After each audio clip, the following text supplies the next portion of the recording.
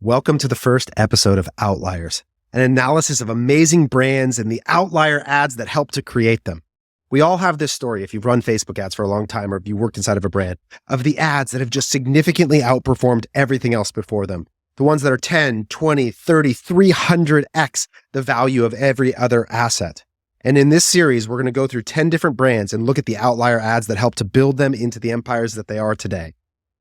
And in doing so, we're going to analyze the data that surrounds not just that ad, but all of the other ads the brands have built to think about how that can inform our creative operations and process. So today we're starting with Bambu Earth. And in each episode, you're going to see this scatter plot. On the y-axis is spend. On the x-axis is every ad ever created for the brand and the date that it was launched. And so what you see here is for the last 3 years, Bambu Earth has created over 2,500 ads. This is a skincare brand that we own inside of 4x400. And of those ads, the average result, the average amount of spend per ad that we're able to generate is $2,599. The median result is only $70. But the maximum, that outlier, that special dot right over here, if we were to travel to it, generated $644,000 in spend, millions of dollars in revenue. And that is a production of almost 320 times the average. That is a true outlier in our data set.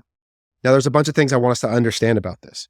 One is that it's extremely rare, 1 out of almost 3,000. That's a sub 0.001% of outcomes generate that kind of value. And in fact, most ads generate $2,599. So before we go take a look at that ad and we try and analyze and understand what made it so special, I want us to understand how this kind of information informs how we think about creative in our process. If on average, the ads that we generate, and you can look down here and see that the vast majority of ads do not work. They do not produce outlier results. They produce average results. That's what the definition tells us. It allows us to then think about how we take a model for how much spend we need in a given month. So if this is my spend and AMER model that helps us do our budgeting and planning inside of Bambu Earth and say, okay, if I'm spending $190,000 and my average ad gets $2,600 in spend, then I need roughly 70 ads to get through that volume. Well, likely I'm starting the month with some ads already in my ad account. And so the delta to spend that I have left informs my creative production process. And we can begin to use this data to inform how we think about production. But now let's dive into this special ad, this outlier that drove so much value for Bambu Earth. Here we are. This is it. And we're going to play it together once all the way through, and then we're going to talk about what makes it so special. 44 years old. I'm 47 years old. I'm 54 years old. After 58 years of life, Finally found my product. I want to age gracefully, and I love that Bambu Earth stands for that also. I elected to get their starter kit first, and then once I tried that, I got a little bit of an addiction to their products because they're wonderful. I can't say enough good things about it. My skin looks so good. what I love about it is the smell and just the feeling you get when it goes into the skin. It's phenomenal. Oh, it smells so good. One of my favorite parts about Bambu Earth is how awesome it smells. It feels wonderful. It smells natural, no chemicals.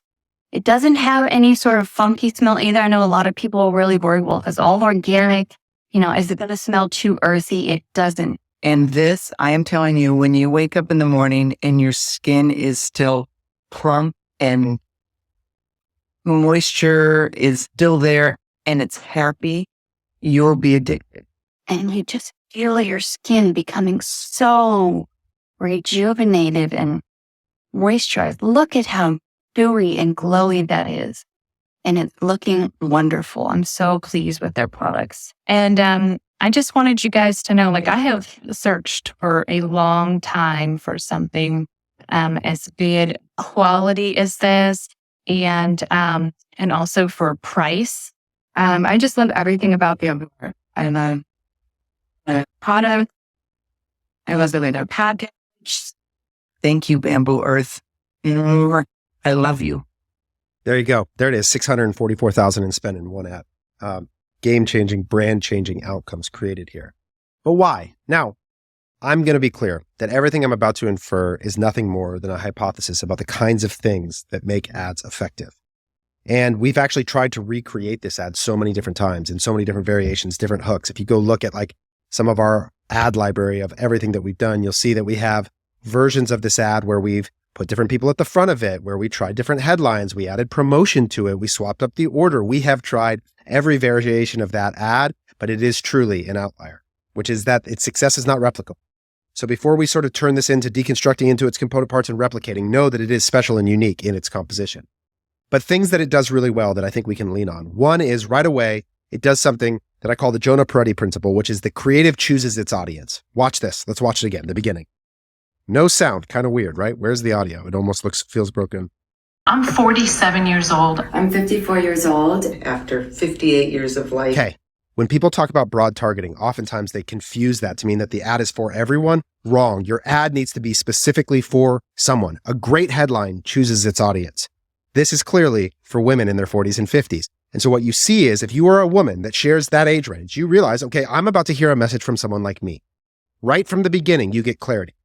Additionally, it trades on something that women in that age care about, retinol, as a non-natural ingredient. There's a lot of negative information about retinol. One of the highlights is that we're all natural. And so we've triggered the idea that this product is natural and doesn't have retinol and it's for women in their 40s and 50s. So right away, we've established authority.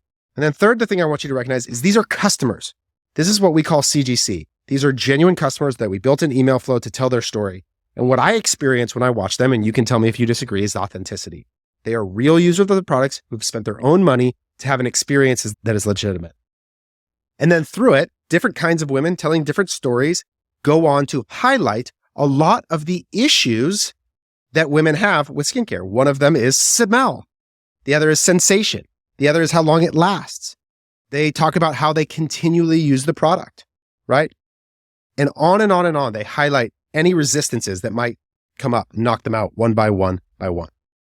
In addition, once you go to shop now, what you discover is that there's also a corresponding offer that drops right into a skin quiz that is part of the funnel that goes into this. So now you get personalization off the back end of it. So there you go. That's one of the outlier ads. But what I want you to know is that when we think about this at Bambu Earth, we don't plan to recreate that result. We plan to recreate these results. We expect that most ads generate this outcome, and then we enjoy those when they come, but they come so rarely in the history of the brand one time. And you can see how that is twice, 2x every other ad that's come before it. So when we think about creative process and we think about this, we're not here to generate outliers. We want to understand them. We want to acknowledge that they exist in almost every brand. And some people hate that there's ads that they can't beat. The reality is in any distribution, any scatter plot distribution, there's likely going to be anomalies. In a large enough sample size, you get farther and further out into the bounds of outcomes, the bounds of extremes. And that's what is true in your ad creative. So don't plan for the outliers, study them, understand them, extract their value, but plan for the mean, plan for average, and build a system to help you take as many shots on goal as possible. And when I think about this is where tools like Marpipe and Grapevine and all these No Limits Creative, all these tools that enable you to take as many quality shots on goal as possible is so important. Because no matter what anybody tells you in the world, they cannot consistently produce outliers. That's not how it works. No matter how good the creative agency is, how thoughtful they are, how much experience they have, most of the time, the result will be average. Build brands that are profitable at average outcomes, and then take as many quality shots on goal as possible. That's what we're going to explore in this series. That's the first episode. Outliers, CTC. See you next week.